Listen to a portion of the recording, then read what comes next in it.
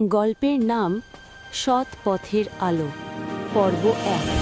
ছোট্ট রাহুলের ভুল। একটি ছোট্ট গ্রামে থাকত একটি ছেলে, নাম তার রাহুল। রাহুল খুব বুদ্ধিমান ছিল, কিন্তু একটু অলসও ছিল।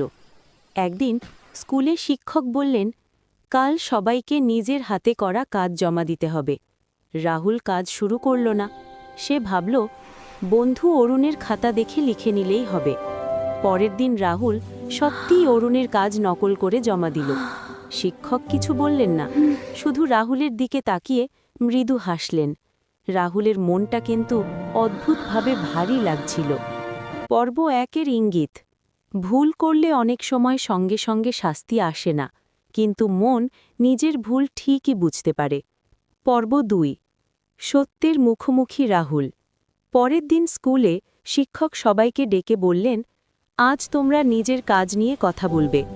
এক এক করে সবাই নিজের কাজের কথা বলল। রাহুলের বুক ধকধক করতে লাগল। হঠাৎ শিক্ষক রাহুলকে জিজ্ঞেস করলেন, এই কাজটা তুমি কিভাবে করলে? রাহুল চুপ করে রইল, মাথা নিচু হয়ে গেল। মনের ভেতর একটা কণ্ঠ বলল, সত্য বলো। কাঁপা গলায় রাহুল বলল, স্যার, আমি নিজে করিনি, আমি নকল করেছি। ক্লাসে সবাই চুপ হয়ে গেল। শিক্ষক রাগ করলেন না, তিনি শুধু বললেন, সত্য বলার সাহস করেছ, এটাই সবচেয়ে বড় কাজ। রাহুলের চোখে জল এসে গেল, কিন্তু মনটা হালকা হয়ে গেল। পর্ব ২-এর শিক্ষা। ভুল স্বীকার করলে শাস্তি কমে আর আত্মসম্মান বাড়ে। পর্ব ৩। রাহুলের পরিবর্তন। শিক্ষক রাহুলকে বললেন, আজ তোমাকে শাস্তি দেব না, কিন্তু কাল নিজের হাতে কাজ করে আনবে। সেই দিন রাহুল বাড়ি ফিরে অনেক ভাবল।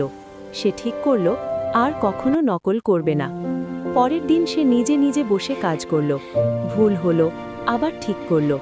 কাজটা সুন্দর না হলেও সেটা ছিল তার নিজের। স্কুলে কাজ জমা দিয়ে শিক্ষক হাসলেন। তিনি বললেন, এই কাজটাই সেরা, কারণ এটা সৎ। অরুণ রাহুলকে বলল, আজ তুই সত্যিকারের সাহস দেখিয়েছিস। রাহুল বুঝতে পারল, সাফল্যের চেয়ে সততা অনেক বড়। নৈতিক শিক্ষা। সততা মানুষকে বড় করে, আর সত্যের পথেই আসে প্রকৃত সম্মান।